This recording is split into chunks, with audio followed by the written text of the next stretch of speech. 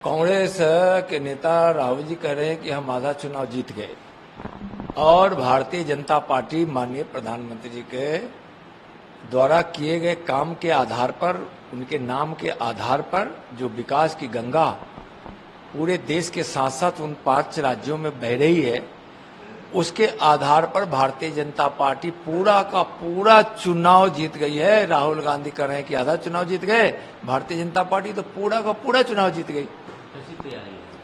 Bharatiya Janata party चुनाव के लिए कोई विशेष तैयारी नहीं करती है।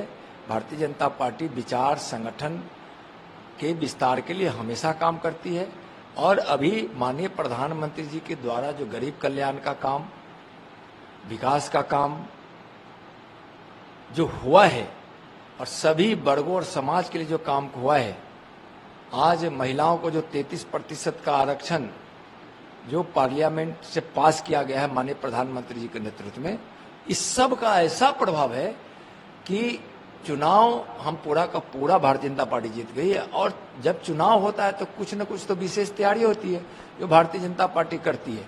हम राजनीति के सिर्फ मौसम में आकर हम किसी बात को लाते नहीं हैं।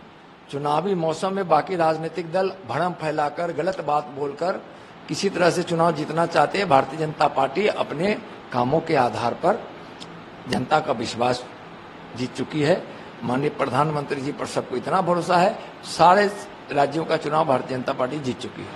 कांग्रेस पार्टी इजराइल अटैक को कंडेम करती है और फिलिस्तीनी को सपोर्ट कर रही है। देखिए, इस पे जो देश के हित में हो, भारत का विचार विश्व स्तरीय, विश्व की शांति, विश्व की सुरक्षा के आधार पर होता है और इसी आधार पर भारत निर्णय लेता है।